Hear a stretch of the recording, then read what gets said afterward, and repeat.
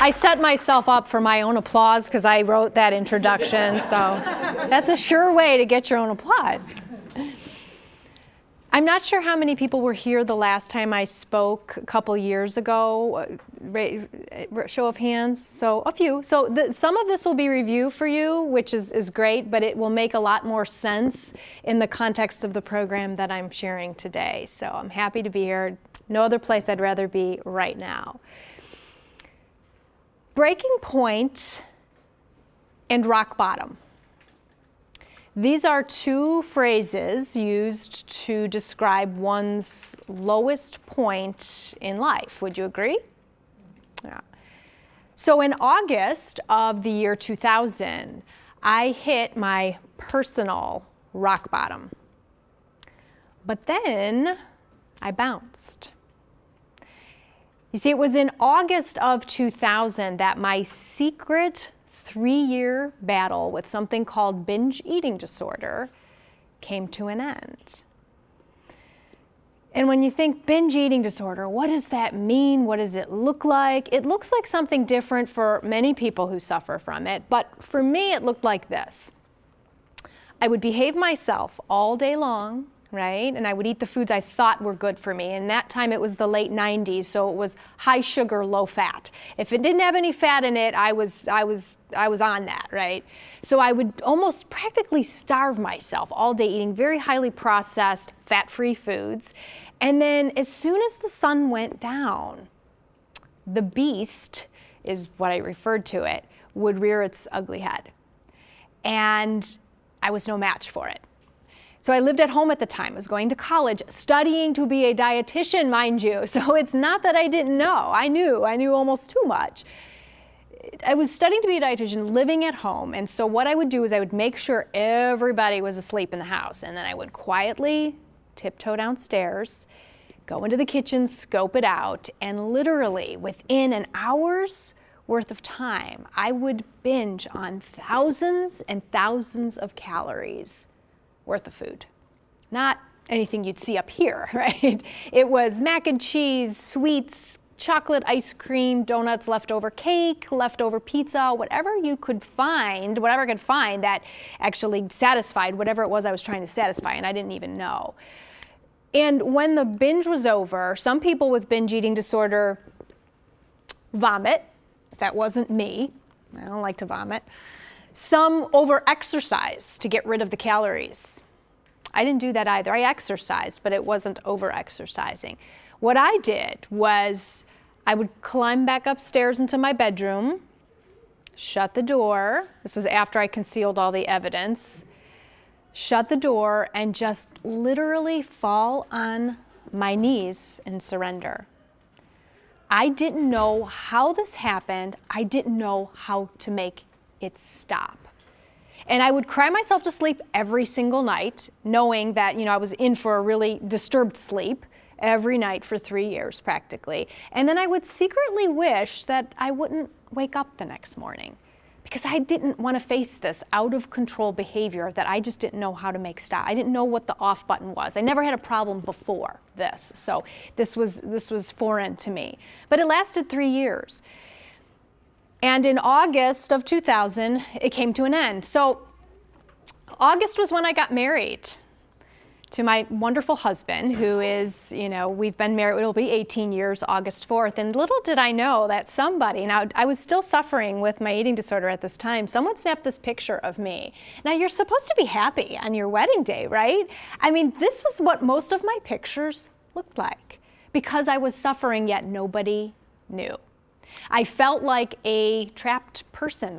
I knew I was out there somewhere. I just couldn't get to her, that person who I used to be, totally in control. What was going on?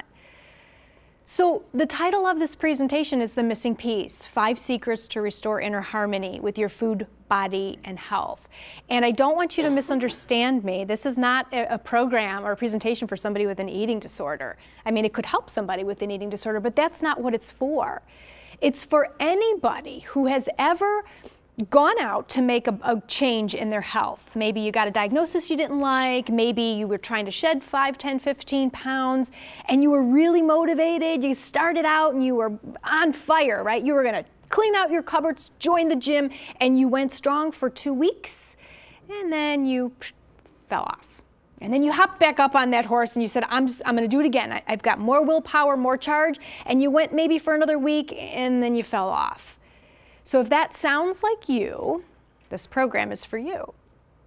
These are lessons I learned after I healed from the eating disorder. These were lessons that had I known before, I wouldn't have went through it. But I believe I went through it to learn these lessons. I don't ever believe anybody suffers in vain, at least in my opinion. I believe I went through that, and I wouldn't trade it a day in my life. I thank God every day for it, because I can tell this message now. So I think you're going to like it.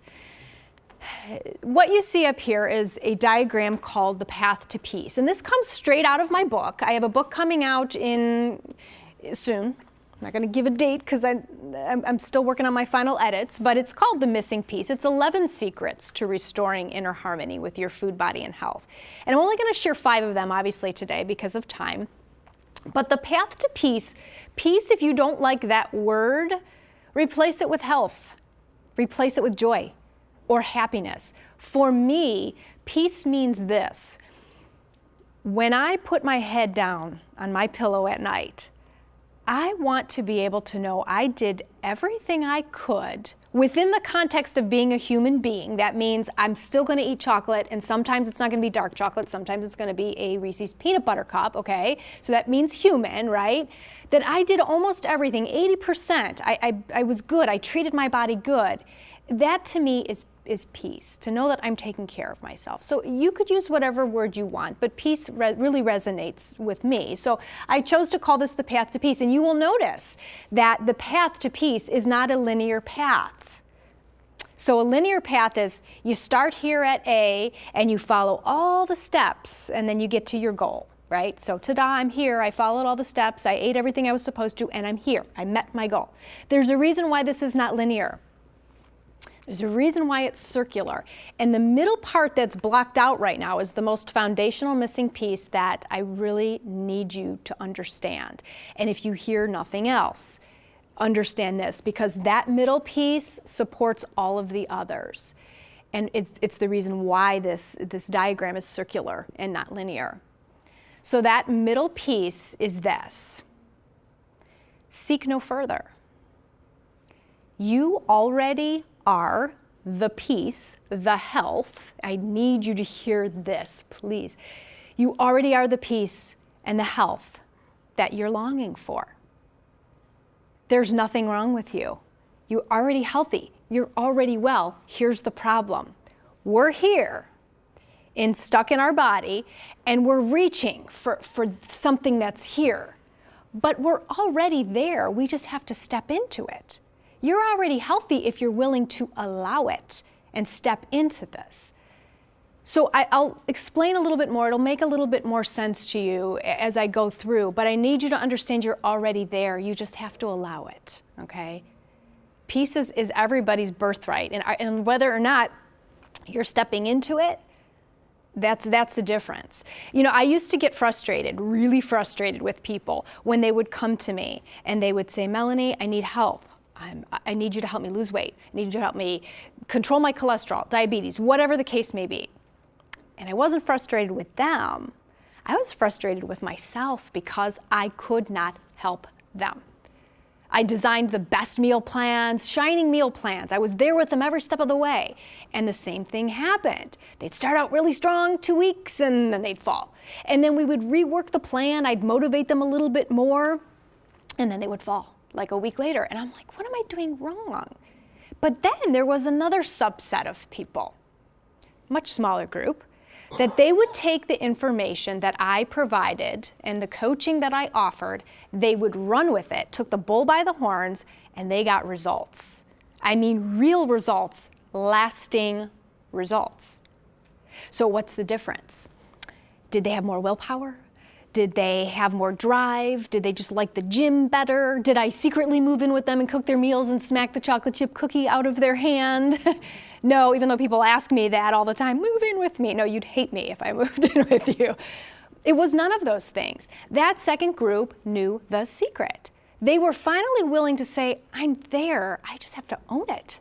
I'm already there. So I need you to really, truly believe that each and every, I don't care what your current medical state is, what your relationship is with food or your body or whatnot, you're already there. You just have to allow it. So if this is true, if you already are the peace and the health that you seek and you just have to step into it, how do you live that? Because this is a really tempting world, right? I mean, yeah, it's great to say this in theory, but all you have to do is step outside of these walls and there's just temptation everywhere. So, in my opinion, here's where you get started. There is only one thing that is standing in the way between where you're at now and where you want to be with your health. And it's not you need to eat more chia seeds and protein powder and, psyllium husk powder. It's none of those things. It has nothing to do with food. In fact, you won't hear me talk anything about food for at least a little while because I need you to hear this first. That one thing is simply lack of presence in your choices. Lack of being conscious with every choice that you make. Now, by being conscious, it doesn't mean you're always going to choose the healthy thing, but at least you're aware of what you're doing. And the entry point into the present moment, being present, is simply this. Watch very closely.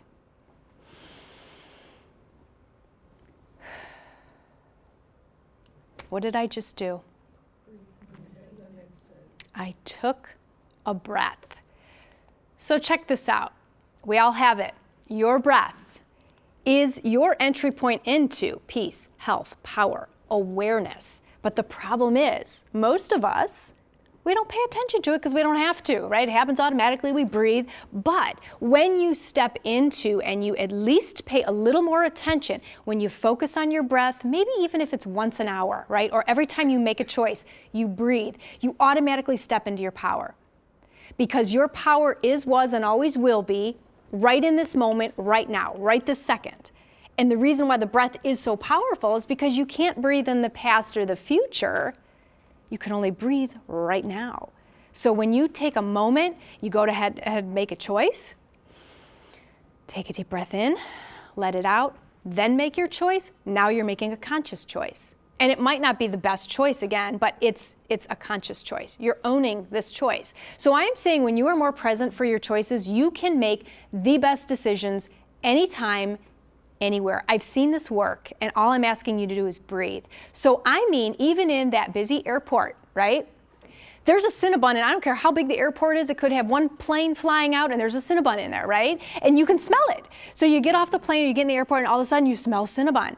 And you might be starving and you're like, oh my God, that smells so good. And it's like calling you over to the counter, come, come, come. Even in that situation, when you're starving and there's the Cinnabon looking at you, if you take a breath, step into your power, you can make a better choice. It starts just with being present. So what I'm saying is your most impressive lab results, glucose, cholesterol, all that good stuff, food choices you can be proud of, having energy each and every single day, feeling good every day, hidden inside of each and every one of those little blessings is the seed of one conscious breath. And then another one, and then another one. So here's what I'm asking you to do.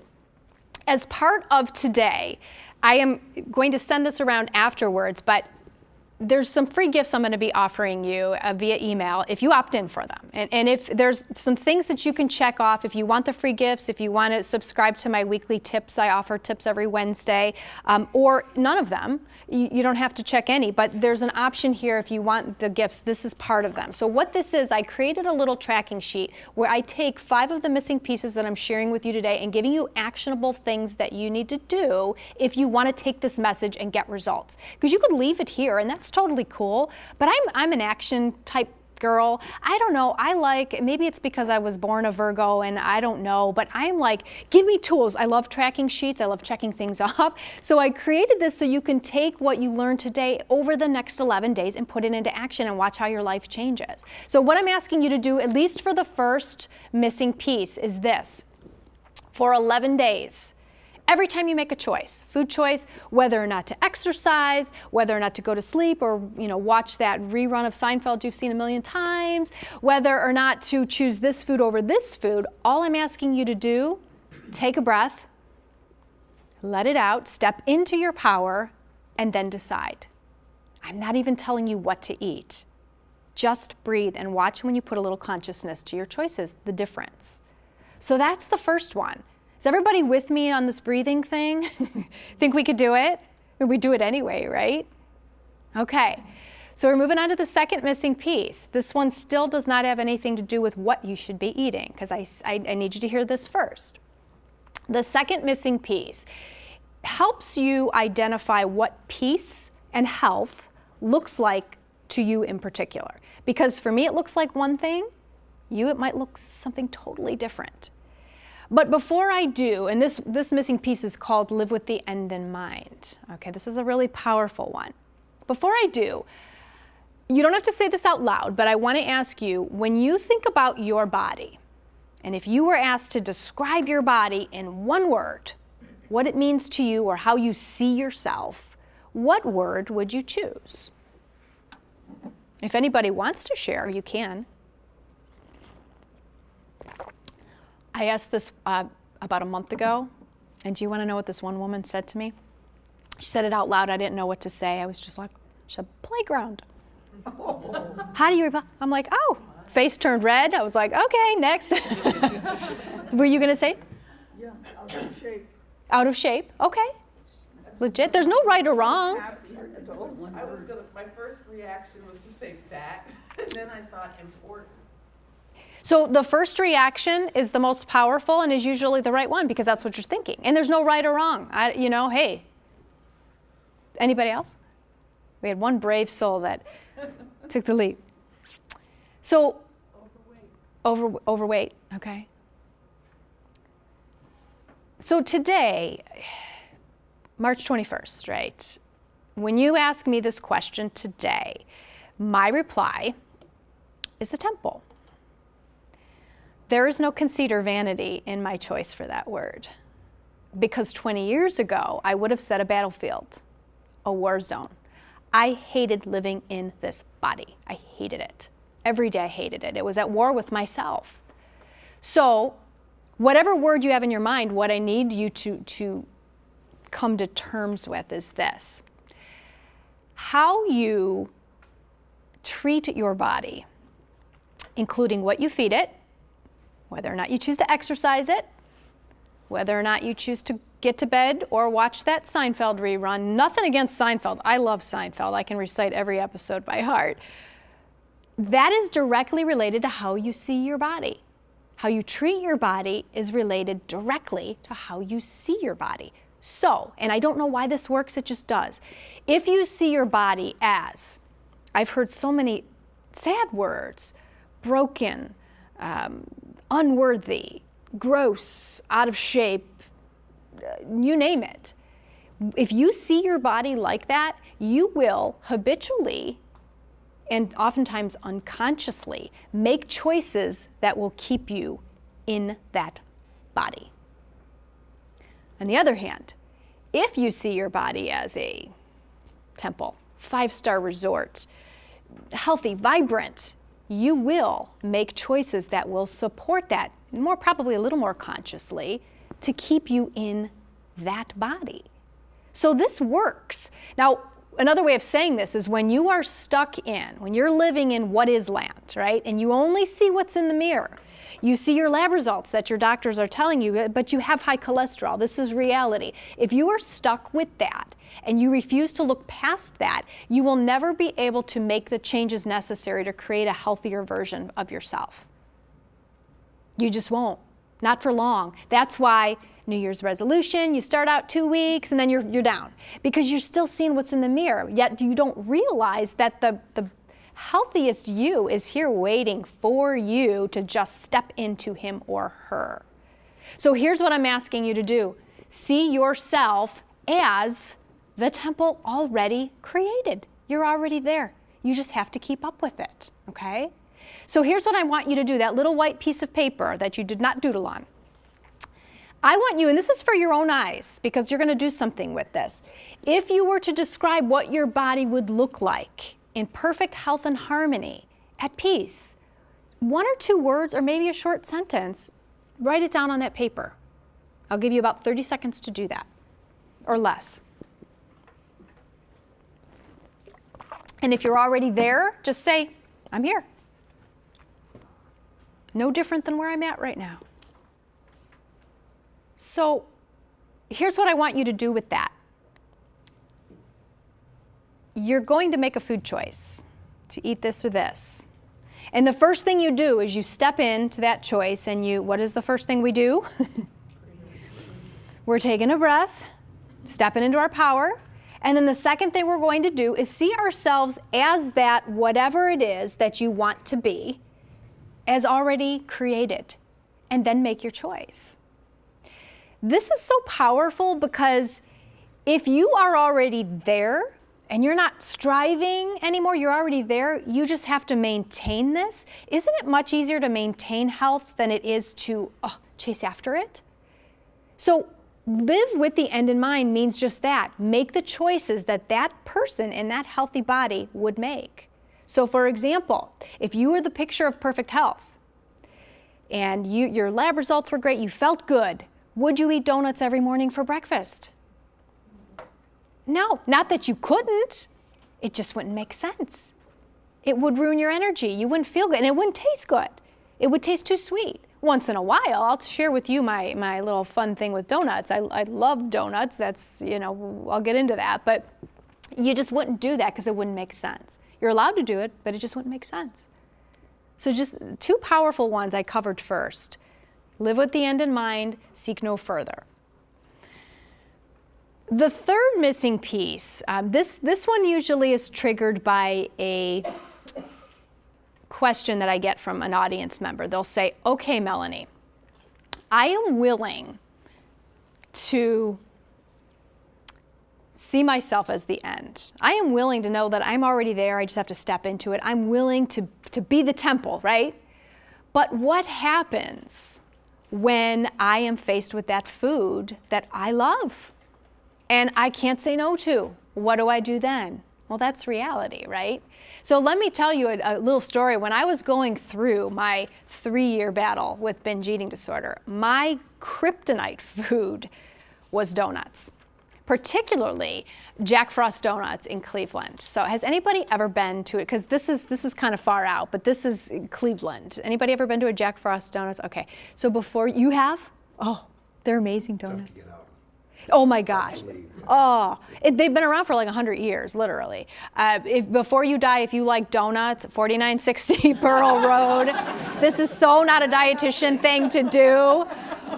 But I am telling you, it is just like heaven on a plate.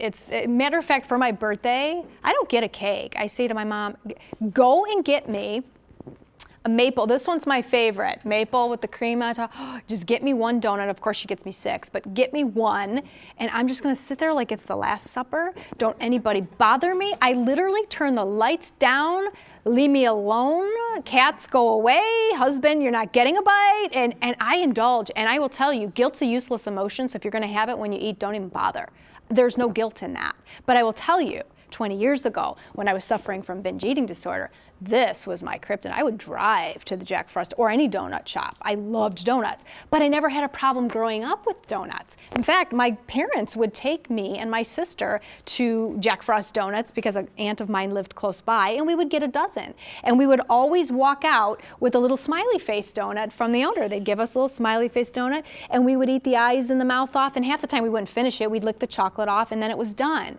So that food turned into total kryptonite for me. Now I can tell you, because of this third missing piece, I deliberately take my cart into the bakery, past the donuts and all, and I am in control now, thanks to this third missing piece that I will share with you and here in a moment. And if you came to my last presentation, this will be a little refresher for you. But so before I reveal that, when you think about your relationship with food, in one word, what would you describe? In control, out of control? Do you feel owned by food, Or do you love food and you're in complete control? Think about your relationship with food. If you never have, now's a good time. Do you feel comfortable around any food, or do you feel like you're constantly wanting to grab at something? Think about that. Does anybody have a word that they want to share? No? Well, I'll share mine. Today, it's peaceful. Very peaceful, very harmonious. 20 years ago, stormy, to say the very least. And if you don't feel 100% in complete control of food, any food, you need to hear this.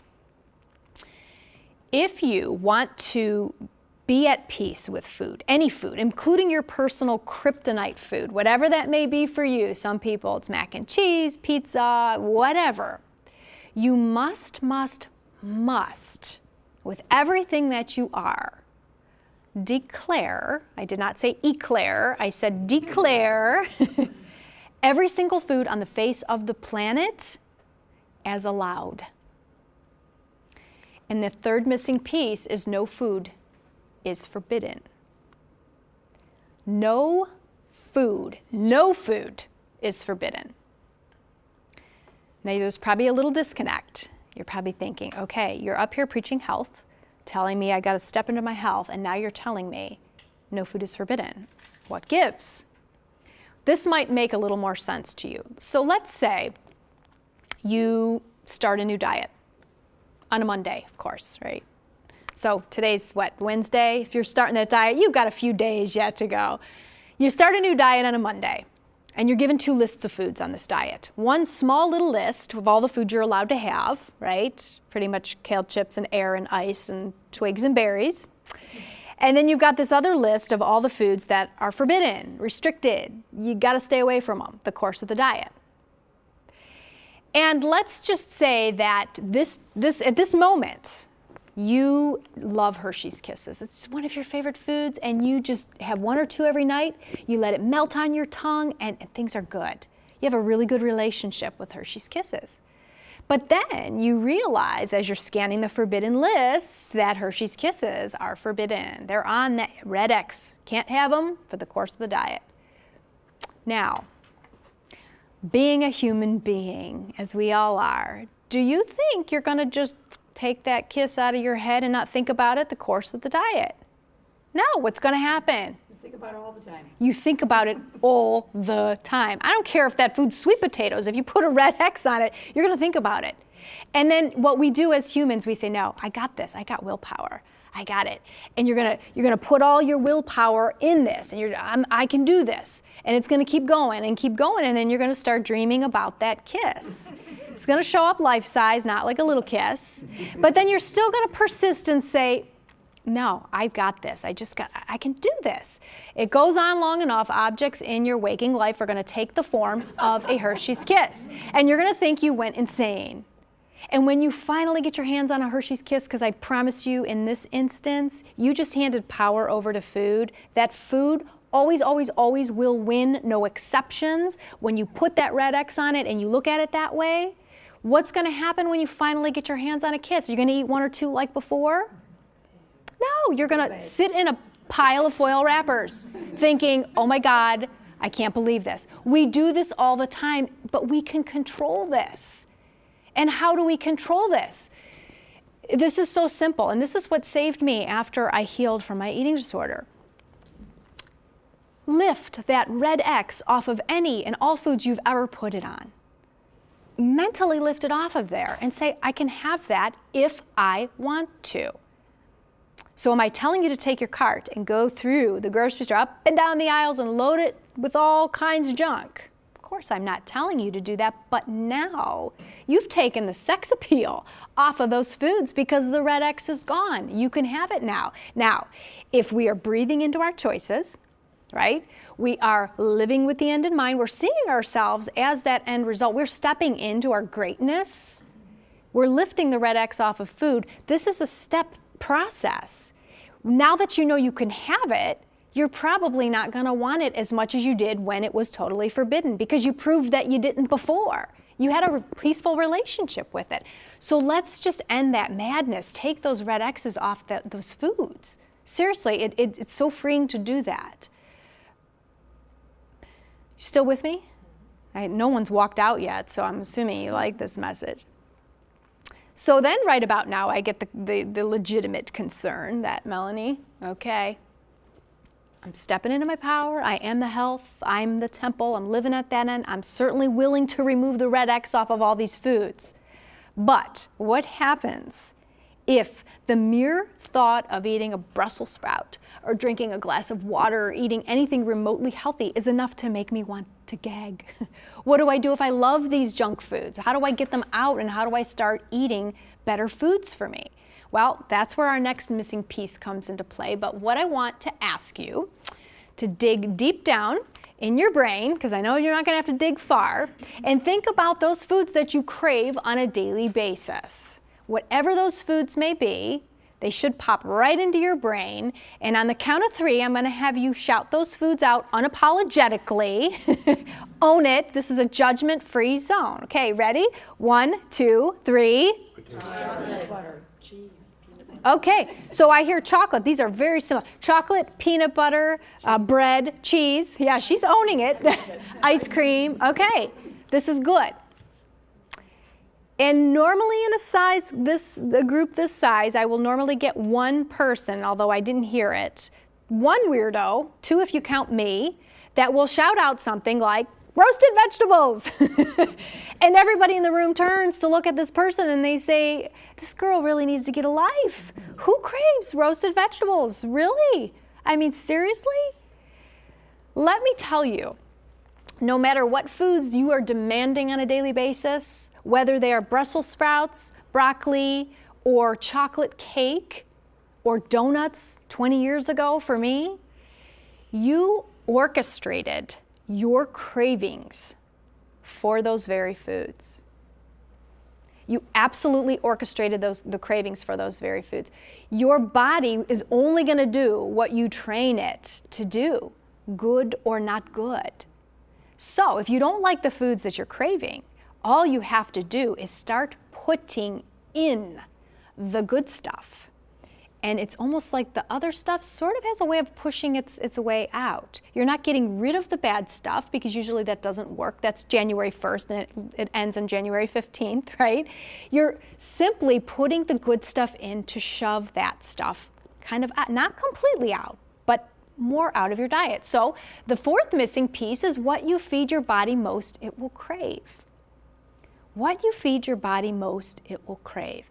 It wants to eat well, because it rewards you with good health. And I'm going to talk a little bit more about cravings, some things that will totally blow your mind here in a moment. So what's the combination? What do we do? What foods do we eat? How many should we eat? I've made this really simple. And at minimum, here's what I suggest. The formula for eating foods that will make you thrive over time and will change and shift your taste buds to wanting and eating more healthy foods on a daily basis is simply this. It is to deliberately and consistently, this means every single day, add 3 earth foods to your diet, to your meals, every single one of your meals, to form a peace meal. I like that. I came up with that, a peace meal. So deliberately and consistently add 3 earth foods to each and every one of your meals to form a peace meal. And I will unpack this in a moment, but notice I said add, because if I say take away, you're fueling the fire of desire for that very food, just like that last missing piece. So I'm wanting you to push out the not so good with the good. This works. Minimum of 3. I mean, heck, when I look at my smoothies in the morning, my smoothies have about 8 servings of earth foods. And what I will offer you with the free gifts are lists of the earth foods so that you can, look and see what they are and how many, what would a portion be. Don't get too hung up on portions, but it will tell you. How do I know if I'm eating earth foods and what foods are these and in what proportions? But it's really easy to add these up once you get the hang of it. So what are earth foods? This is pretty simple because they're foods that come from the earth, right? They are powerful beyond measure, reduce chronic inflammation in the body. I talked about chronic inflammation last time, and I just want to repeat it this time. It is not like the inflammation that we think of when we cut our finger, skin our knee, break a bone. That inflammation is absolutely necessary. Our bodies are equipped with that response, otherwise we would die, okay? So when we get a cut, it hurts, we can see it, body heals, scab forms, all is well. With chronic inflammation, this is an inflammatory response in the body due to our lifestyle choices. What we eat, how much or how little we sleep, are we smoking, are we exercising or are we not? What are we doing to ourselves? And that level of care, self-care, will either cool inflammation down or heat it up. And why you should care about inflammation is it is the driving force behind the 3 biggest killers in our nation, which diabetes, cancer, and what's the third, which is I think the biggest? Heart disease. At the root is chronic inflammation. And I tell you this because you're not going to feel chronically inflamed because it's silent. It's totally silent in the body. You don't know it's there like you do when you get a cut. And usually it comes in the form of a diagnosis. Diabetes, heart disease. Those things just don't happen overnight. They happen over time, decades, right? So I'm telling you this because there's power. What you eat can cool that down like nobody's business, okay? These are health empowering foods from the earth. And what are they? They are, we learned this in kindergarten, right? Fruits and vegetables, nuts and seeds. That's why the Kind bars are in there. Nuts and seeds, wonderful. Don't be afraid of fat, good healthy fat. Avocados are wonderful. How many avocado lovers do we have here? Oh, yay! Oh my gosh, wow. Normally I get one hand and the person's usually embarrassed to raise it. No, avocados are amazing, good healthy fat. Legumes, these are beans, right? Lentils. And I'm not talking, you don't have to boil the beans, right? So lentils are probably one of my favorite. What I do every day is, every week I should say, is boil up a bag of lentils. They take 20 minutes, require no soaking, and then I put them in a container, stick them in the fridge, and then take some of that out and throw it into my salads, my soups, my sauces. Tons of fiber, tons of protein, great for blood sugar, very satisfying, very good for cholesterol too. So beans, and if you don't want to boil them, they've got them in the cans. I'm okay with canned beans as long as you're rinsing them off. If you really want to be, quick at this and you're not willing to soak and boil like regular beans, get the canned ones and rinse them off. It's just as good, just as good. Mediterranean diet, which is a really widely studied diet, populations surrounding the Mediterranean, they live long, healthy lives, and legumes are a huge staple in their diet. I'm not saying you just have to sit down and eat a bowl of beans, because I don't do that. I add them to things, salads, all kinds of things you can add them to. If they're ready, you'll scoop them out. Herbs and spices. This is what you're probably already doing, right? I have 2 of my favorites. Turmeric. Powdered is fine. I like the fresh because I throw them in smoothies or grate them on like eggs in the morning or vegetables. So turmeric, highly, highly, highly anti-inflammatory. Right here, turmeric and ginger. Check out this piece of ginger that I got.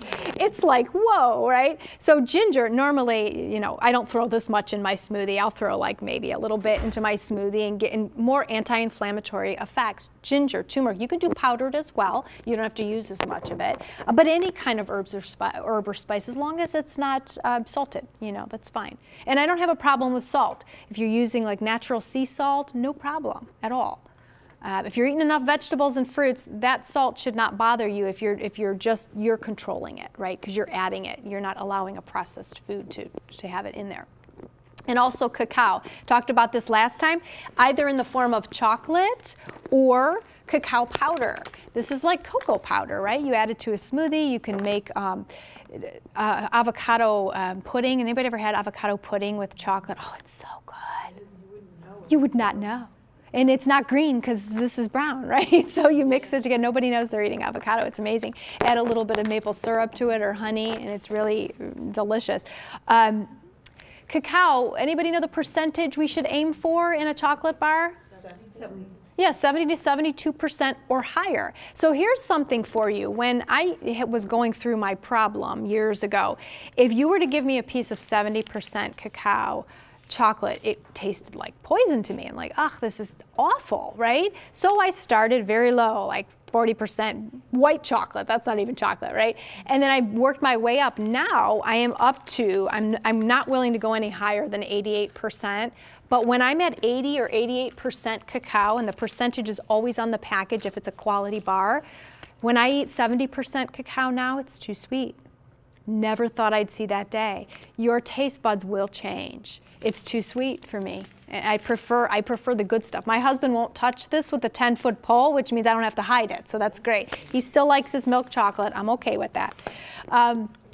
Also, green tea or black tea is fine too. So if you like green tea, especially matcha tea is green tea in powdered form, highly, highly anti-inflammatory to cool down inflammation in the body. So when we're talking about forming a peace meal, how do we do that? So simple. So typically, when you have a tuna salad, I love tuna salad. I absolutely love it. I grew up on it. When you have a typical tuna salad, what do you normally put in it? Celery, onion, and then Cool Whip? Bread. Oh, bread. I thought someone said Cool Whip. Bread, it's slapped on bread, mayo, right? So that's kind of the tuna salad I grew up with. And I thought, well, how could I make this more into a piece meal? Because right there's really no earth foods in there. A little bit of onion, that doesn't even count, right? So what I do is I add half of a mashed avocado. So I take it and mash it up almost like mayonnaise, right? And that gives me a serving of earth food. That's what that little heart is. Then I take a half of an apple. I dice it up and I keep the skins on. Then I take 2 cups of raw veggies on the side and I use that. So there's more ingredients in there, but these are the earth foods that I added to this to make it a piece meal, right? So instead of the bread, I use the veggies to scoop out that tuna salad. And this gives me 4 earth food servings. Otherwise, I would have had 0. And I don't miss the bread because this is more filling this way, and I get a couple servings of vegetables too. It's very simple to do this. Just get a little creative. My breakfast this morning doesn't look like much, and it might be hard to see, but it's a protein-packed oatmeal. So I take a 1/4 cup of oatmeal, I cook it in the microwave with an egg that I've whipped up, and I add a little bit of water, 1.5 minutes. It makes kind of like this soupy oatmeal. Then I added a little bit of kefir to it, some almonds, some ground flaxseed, half of a diced apple, some cinnamon. So 1/4 cup of almonds gave me an earth food, tablespoon of ground flaxseed gave me an earth food, half an apple diced, and some cinnamon. That gave me 4 earth food servings. If you're just eating oatmeal by itself, oats, in my opinion, don't count as an earth food because they're not anti-inflammatory. They're not bad, but I made an otherwise kind of boring oatmeal into something that gave a lot of power. Plus that protein from that egg in there, so filling. Very easy to do. So when I talk about all these things, we talked about how to form a peace meal. We talked about food cravings. There's something else you need to know about food cravings, okay? And this is something that some people might know, others maybe not. Does this number mean anything to anybody? 100 trillion. Yep. The amount that's spent on the diet industry? No, but that's probably close. Probably close. 100 trillion is the number of organisms living within your intestines, collectively known as your microbiome. You'll be hearing that word more and more and more. So you have 100 trillion friends that you never knew that you had. They're friends because we've got good and we've got bad. So we're talking about bacteria, right? We got some good, some bad. When we're in good shape, we're about 80% good bacteria, 20% bad. You're never going to get rid of all the bad. There's always going to be some in there, but 80-20, about 90-10, something like that. But there's something else you need to know. 99% of your genetic material is bacterial DNA. It is not the DNA that you inherited from your mom and dad. We are mostly bacteria. And I tell you that because this bacteria controls everything about us. Everything, practically everything. And the state of your microbiome will tell a lot, okay? They always say, health is in the gut. There's no other true statement, right? So this is what the health of your microbiome influences. Body weight. If you're full of more of the good, healthier body weight. Digestion, from any kind of digestive diseases to lack of digestive diseases. Brain function, immune system, blood sugar, sleep, healthy microbiome, you're going to sleep like a baby. Unhealthy, probably not so much. And there's one more thing, and that's food cravings. So how you can tell how much full of bad you are, I won't say the word, are you really full of, no, good or bad? What foods are you craving? What is your body demanding?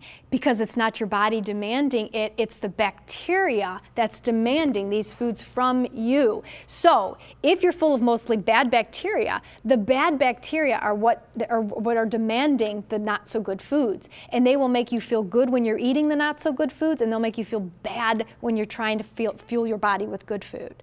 So these little buggers are in control, but you can shift it. Here's how. 3 days, the number of days it takes to make a profound change in your gut bacteria after a dietary change. 3 earth foods per meal.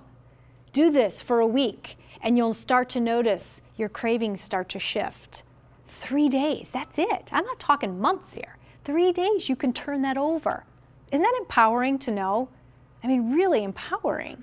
So here's what I want you to think. Your very next meal is your opportunity to change your health for the better. Not tomorrow, because usually we say, oh, I'll start again tomorrow. Your next meal. It's an opportunity to buffer. So here's what I want you to do for this one. For the next 11 days, just 1 meal a day or more if you want to. Add at least 3 of those earth foods to a meal to make a peace meal, or more earth foods. And I'll be giving you recipes to help you out with that in the gifts if you'd like. Okay? One more missing piece, and that is this. Anybody ever heard of Dr. David Katz? He's an interesting guy. He's the director of prevention and research, I believe, at Yale University. Does a lot of work on food cravings. Traces it back to our ancestors, to the Stone Age. Okay, so this is some really interesting stuff. He has been known to say the following. Our attraction to sweet salt, carbohydrate, fat, hardwired from the Stone Age. Okay? He says back then, cravings were reliable indicators of our ancestors to seek out certain foods that will provide them with energy, like sugar and fat, but in the form of fruit, right? Like not Cheetos or M&Ms. Or minerals, right? So if they needed minerals, they would seek out salt. In the box below is what I really need you to understand, and this will make a lot of sense. Today, food is plentiful, he says, and it's easy to avoid physical activity. But we've preserved our craving tendencies because evolution is slow. What he's saying is, and what I take out of this, Mother Nature made us this way. This is kind of by design. So I don't want you to think that you have to be perfect because there's no such thing. In fact, the 5th missing piece is imperfection is perfection. We are perfectly imperfect human beings. And that means this. I want you to look at your life, your day, as a pie, okay? And I want you to think of how much am I willing to give to the wholesome earth foods. I'm not saying meat's off limits here. I don't even talk about meat, but you add that in if you want. I'm talking about, are we adding those earth foods? Are we setting up our craving tendencies? And then we're making room for 20% imperfection, like those potato chips, right? We're making room for it. We may not take the 20%, but if you are making room for it, you know it's there. You're not supposed to be perfect. We're perfectly imperfect. And that quote really does drive home, at least to me, to say, when I'm craving chips and I try to eat carrot sticks, I'm wondering why I'm eating the whole bag of carrot sticks and I still want the damn chips. It's because my body wasn't craving vitamin A from carrots, it was craving salt. So what do I do then? Here's what I do. I make space for my imperfections every single day, every day. And I don't look at it as a bad day if I go a little over. So when you eat those chips, first thing you're gonna do when you go to grab the chips, because you decide that it's the chips you want, not carrot sticks, what's the first thing you're gonna do? You're gonna breathe, right? First missing piece. You're already the piece you seek, step into your power. Second thing you're gonna do before you dig into those chips, how are you gonna see your body? Or however you put on that paper, right? See yourself as what you desire to be and live from that end. The person who is already healthy isn't going to eat straight from the bag, because we know what happens when we eat straight from the potato chip bag, right? We eat more than the 10 chips that are listed as a serving size. Usually it's 30 chips, for me at least. If I don't put it in a bowl, forget it, it's gone, gone. Know that you can trust your body to crave the foods that it wants to crave. The more you put in the good stuff, it will adapt. When you eat those chips, do not do it with a red X on it, otherwise you're feeling guilty. Remove the red X, sit down, enjoy them, taste them. No guilt, no shame. That's how you eat a potato chip from the bowl. And then, of course, when we're doing this, we're making daily room for our imperfections. Wrapped up with a nice pretty bow. So if you want to keep in touch with me, there's a few things. I talked about the sign-up sheet. I have a weekly food for thought tip that goes out. If you like my message, if you like my voice, you're going to love this. If you didn't like my message, you're going to hate this, so don't sign up for it. If you want those free gifts, there's an option there as well. What those free gifts are, I've given you some recipes that follow that little piecemeal format.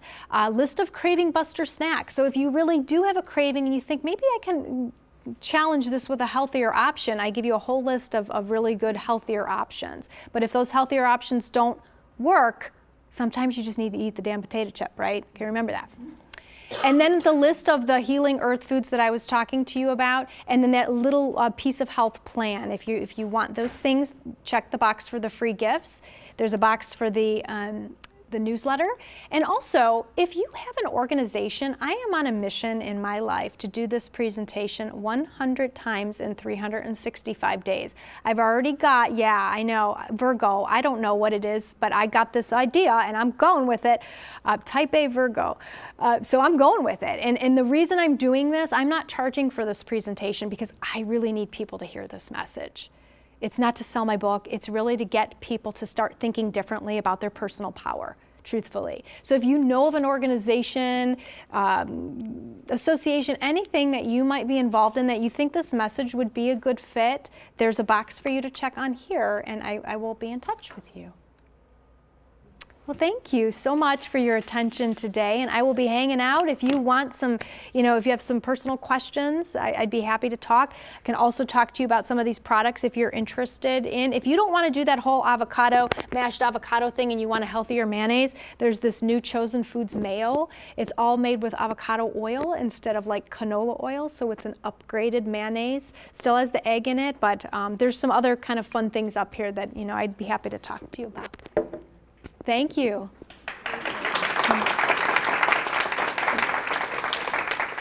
I didn't mention this also, but the healthy bacteria, what grows healthy bacteria. I talked about kefir that I put in my oatmeal this morning, loaded with good healthy probiotics, which is healthy bacteria. Some other good things for good probiotics, healthy bacteria. If you like kombucha, which is a fermented tea beverage, there are, it's a growing market in the grocery store. Kombucha is another really healthy way to get your probiotics in. I take a supplement every day because I don't particularly like kombucha and I don't do the kefir every day, so I just take a supplement every day, a probiotic supplement, that just to assure I'm getting enough of the good bacteria in.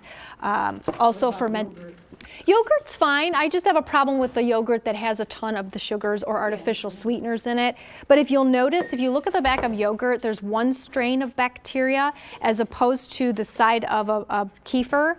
They're all the bacteria that are in kefir. There's like 12 of them compared to 1 or 2 in yogurt. So it's nice to get a nice balance.